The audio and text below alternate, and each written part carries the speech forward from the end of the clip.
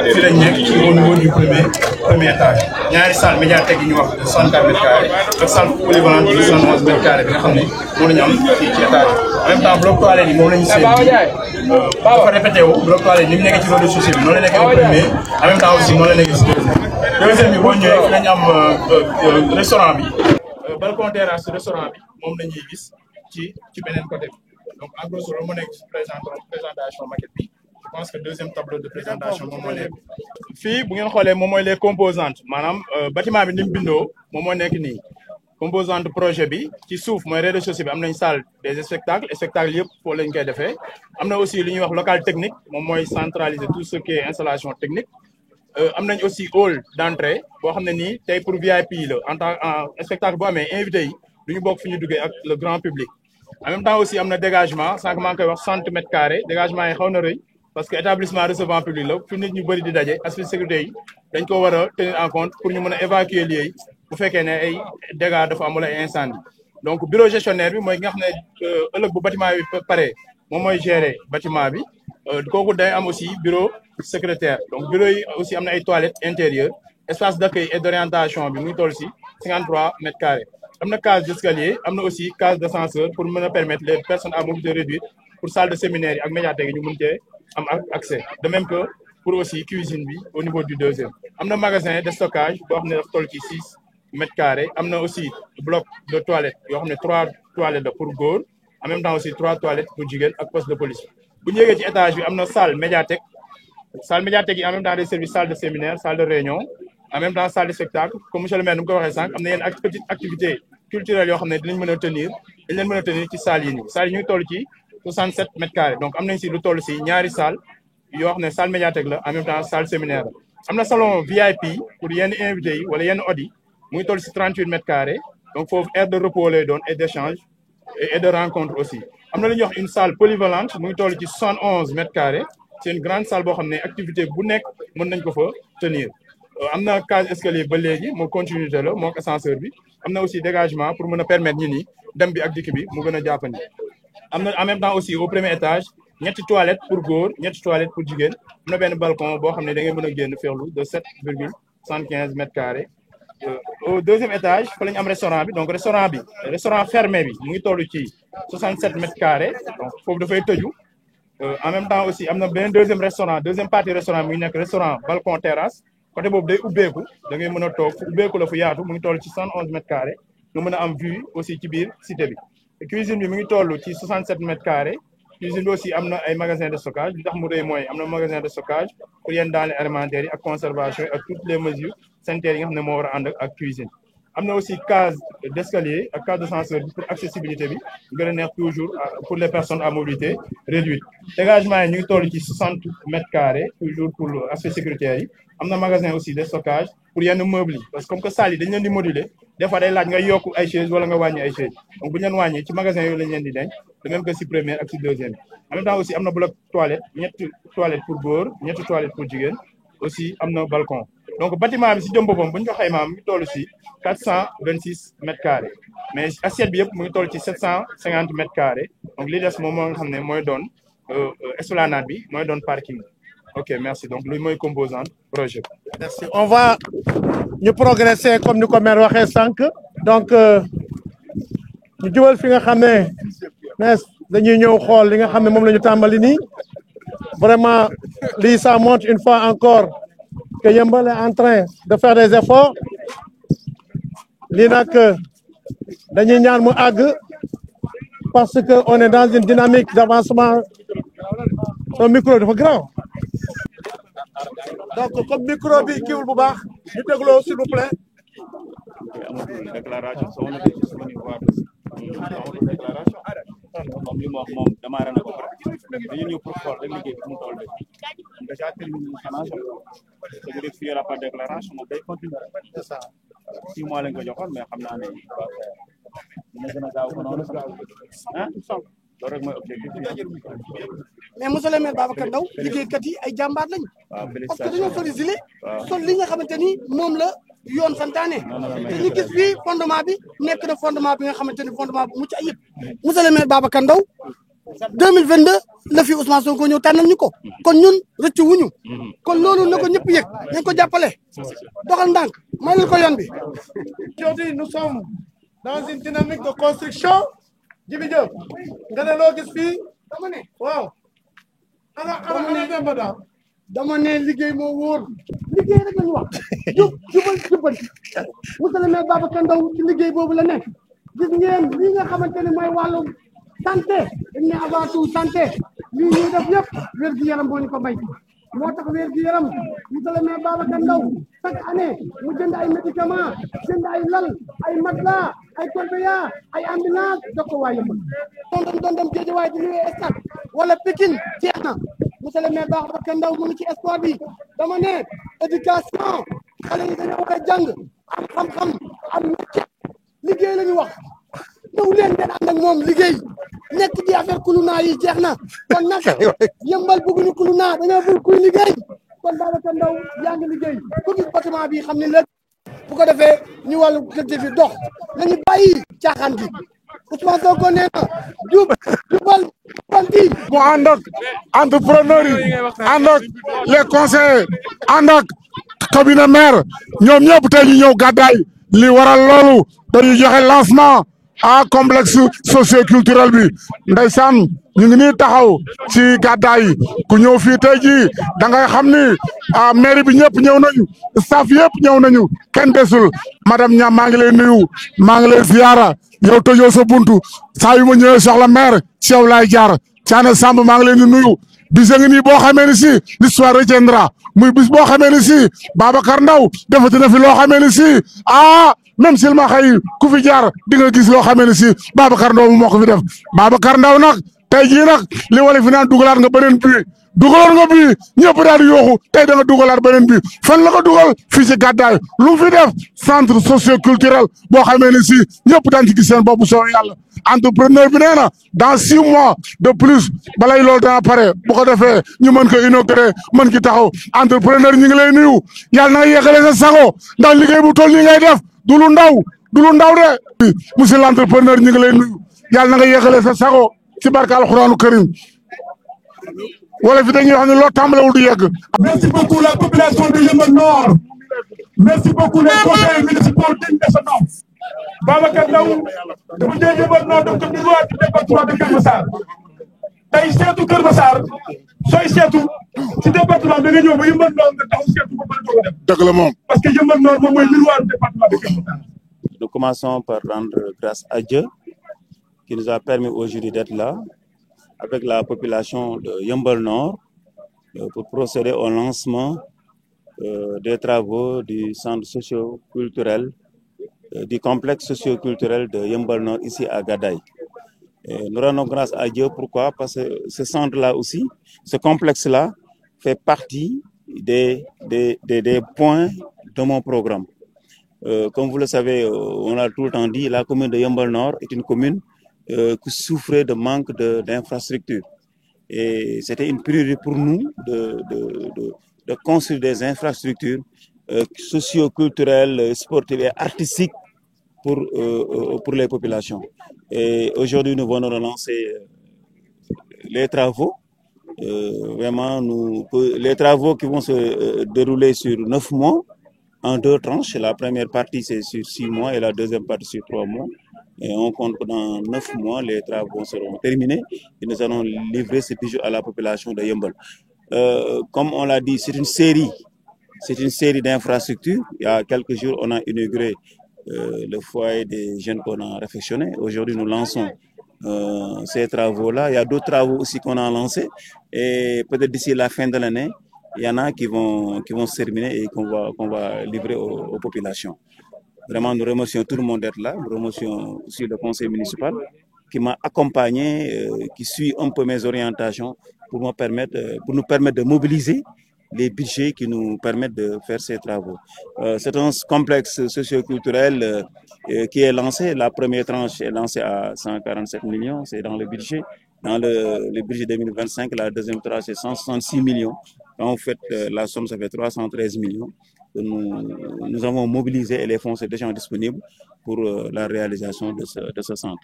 Vraiment, nous remercions, nous félicitons aussi l'entreprise Cedibat qui a gagné ce marché, c'est un appel d'offres qu'il a gagné. Heureusement aussi, c'est un fils de Yeumbeul, il est là, Ibrahima Mbengue. Et je remercie aussi, je félicite les services techniques dirigés par Ndéné Cissé qui pilote pratiquement tous les aspects techniques liés au projet de la mairie. Vraiment, nous vous remercions. Nous sommes en train de voir tous les secteurs où on peut créer des... Aujourd'hui, nous sommes dans le socio-culturel. Il y a quelques jours aussi, on a ouvert le foyer qui est dédié aux jeunes et à la culture. Présentement, nous sommes en train, dans la santé aussi, nous sommes en train de construire des postes de santé et des maternités qui sont déjà sortis de terre. On va, Inch'Allah, bientôt inaugurer la santé. Donc c'est très important. Le sport, vous êtes en face du stade qui a mobilisé plus de 1,5 milliard et qui est actuellement en phase de construction que nous allons peut-être, espérons que nous allons bientôt l'inaugurer. Il y a l'école aussi, la même chose. Hein. On a lancé des travaux dans certaines écoles qui avaient des déficits de salles de classe qu'on est en train de compléter. Et sur le budget de cette année aussi, nous avons lancé la construction de nouvelles écoles qu'on va bientôt lancer. Ça fait pas des séries de projets à lancer. Dans tous les secteurs, santé, éducation, sport, culture, dans tous les secteurs sensibles, les secteurs les plus importants pour les populations, nous sommes en train de poser des actes. Et là, nous prions pour que vraiment les actes et les orientations que nous déclinons pour vraiment avoir une commune de rêve, une commune de nos ambitions, une commune où vraiment,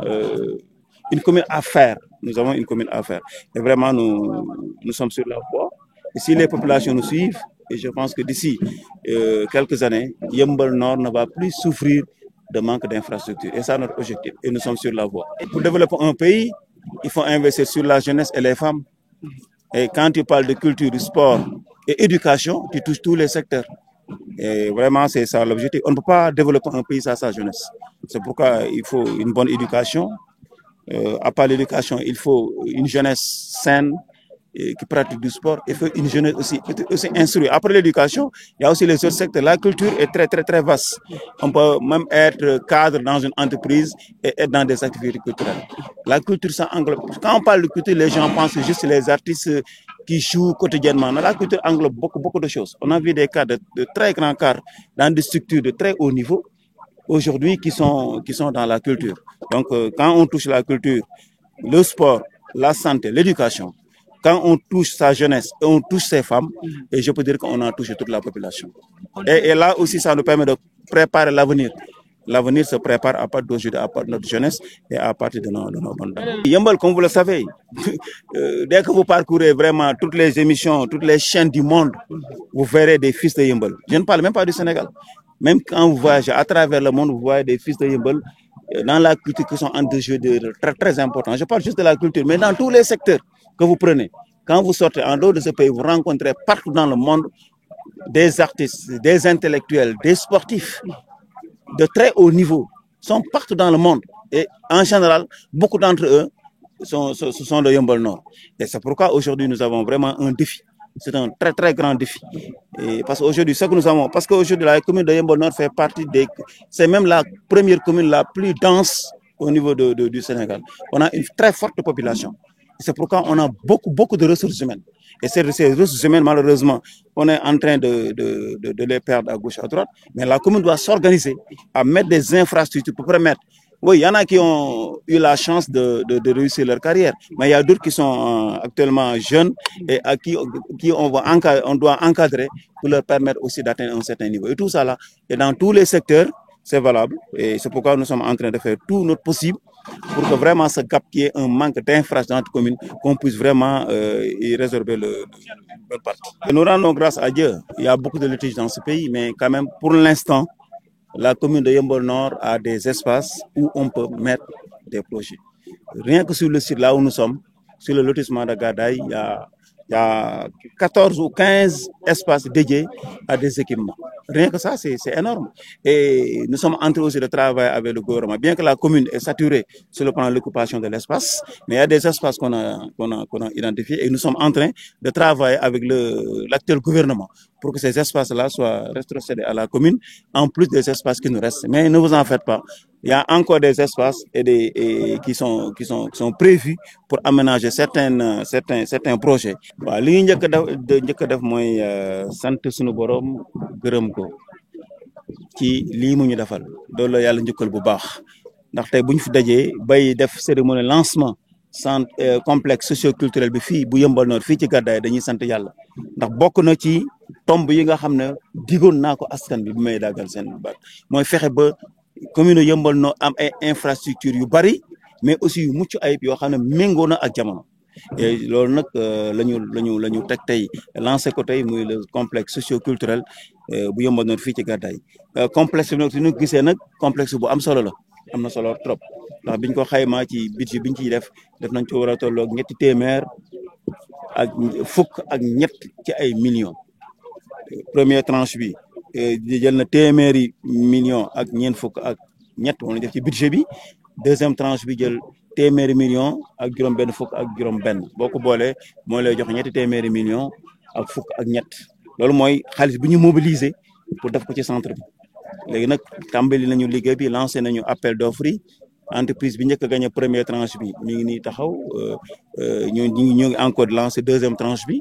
ñu koy gërëm bu baax muy Ibrahima Mbeng am entreprise am tudd Seydou Bat dañ appel d'offre la mais ñu sant yàlla aussi moom muy doomu Yeumbeul ñoo compétir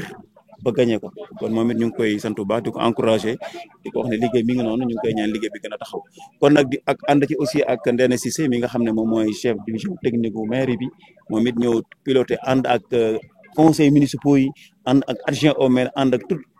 l'administration taxaw ngir projet bi taxaw projet bi nag daf ñu yitteel te li entreprise bu wax ci juróom-benn weer mën nañ pare pàcc bu njëkk bi tekki ñetti weer ñaareelu pàcc bi pare kon ci juróom-ñeenti weer jàpp nañu ne liggéey bi dina pare ñu jébal ko askan bi xaalis bi mobilisé nañ ko pare mi ngi taxaw entreprise baa ngi nii taxaw kon nag bu ñu yàlla dimbalee te benn gàllankoor amul mën nañ jàpp ne fii ak juróom-ñeenti weer liggéey bi yëpp dina yemb loolu nag buñ ko defee dañoo xam ne wax nañ ko Yeumbeul Nord dafa manqué infrastructure te yii bokk na ci infrastructure yi nga xam ne day ñëw dooleeku ci yi nga xam ne ñu ngi koy jéem di ko fi samp comme xam ngeen ko xam barke démb la ñu ubbi foyer des jeunes bi jox ko monde culture ak xale yi soxla woon nañ ko lool gis nga ni ñu def lu ko jiitu amoon na terrain basket bu ñu defar jébbal ko xale yi gis nga xale yi yàkkamte woon ko lool kon nag yi ñu waroon defar yëpp jébbal ko askan defar nañ ko jébbaleen ko yi ñu war a lancer yu bees aussi yii ci la bokk muy centre socioculturel bi nga xam ne tey gis ngeen dañ ko def ci espace bu yaatu boo xam ne dina toll ci juróom-ñaar téeméer ak juróom fukki mètre carré muy espace bu yaatu boo xam ne lu bëree bëri def ko ci ñaari niveau muy premier étage ba ci deuxième étage yooyu yëpp muy ay jumtukaay yoo xam ne nekk na fi yooyu yëpp nag buñ koy lancé tey dañuy sant yàlla gis ngeen population bi yëpp ñëw nañu waa Yeumbeul Nord yëpp ñëw nañu ñu ngi leen sant ñoom ñëpp di leen gërëm ci seen teewaay kon lancé nañu ko jàpp nañu d'ici 9 mois li incha allah dina pare ba ñu mën ko jébal askan wi ñu ngi lancé tey centre socioculturel nga xam dina laaj tout ce qui est volet social volet culturel mais aussi volet intellectuel ndax centre bi aussi am na ci ay salle de séminaire ay salle de réunion ay salles yoo xam ne lu ne mën nañ ko fay def loolu dina laaj couche yu bari mais xam nga boo ñëwee ci dëkk nga laal culture ñu ngi ci boo laalee jeunesse ñu ngi ci gis nga li ñuy def ci jeunesse bi ndax bëgg dem ubbi nañ centre le foyer des jeunes yoo xam ne jeunes yi ñu ngi fa di liggéey ak yeneen i mbir boo laalee jeunesse laal culture laal éducation ñu ngi ci ndax biñ ñëwee école yi nga xam ne amoon nañ ay jafe-jafe yëpp ci wàllu classe yu manqué ñu ngi leen di yokk ñu ngi leen di yokk ni ba ñu ngi lancé nii aussi yenn école yu bees yoo xam ne war nañ leen tabax ci wàllu éducation ci wàllu environnement aussi gis nga rôle bi ñu ciy joué fexe nañ ba dëkk bi set leer ñu ngi ciy def lu ñu mën kon loolu aussi c'est important kon boo jëlee santé éducation wàllu sport n'en parlons pas gis nga stade bi def nañ ci lu mat $1 milliard ak genn wàll ak juróomi téeméeri millions muy mel milliard ak genn wàll ëpp mi ngi nii ñuy liggéey te incha allah yaakaar nañu du yàgg tuuti dinañ ci jot kon nag bu ñu jëlee secteur yëpp secteur bu ci nekk ñu ngi ciy jëm dara bu nekk ñu ngi jëm dara ci wàllu santé aussi ñu ngi ciy jëm dara ndax gis nga fi mu nekk nii ñu ngi tabax ay postes de santé ak ay maternité yoo xam ne ñu ngi ñëw pour mottali li nga xam ne moom mooy li fi nekk te incha allah fan yi ñëw ñu ngi liggéey ci xool aussi plateau technique boobu nga xam ne déggoon nañ ko askan bi pour jéem ko yéegal tuuti ñu ngi ciy liggéey te fan yi ñëw dinañ ci def benn jéego boo xam ne di ngeen gis ne ñu secteur bu ci nekk daal dinañ fexe teg fa suñu loxo du ñu bàyyi benn secteur bu ma lim ak bu ma limul de telle sorte que li askan bi taxoon ñu teg ñu fi dinañ ci bu nekk dinañ ci jéem dara lu ci mën a sotti yëpp dinañu ko lu sottiwul aussi dañ ci xàll yoon yoo xam ne xëy na bu ñu paree ba keneen ñëwee sax dinañ ci mën a topp mais daal ñu ngi topp li nga xam ne mooy la askan bi joxoñ ak programme bi nga xam ne wanoon naa ko waa Yeumbeul Nord ba ñu teg ma si bopp maire bi suuf manqué na ci Yeumbeul Nord mais nag yàlla def na am nañ fi ay place yoo xam ne mun nañ def yenn projet yi fii ñu taxaw rek si ci lotissement administratif bi lu mat 14 ou 15 espace nekk na fi yoo xam ne ay projet la yooyu yëpp nag bu ñu ko defee mën naa baax ci askan wi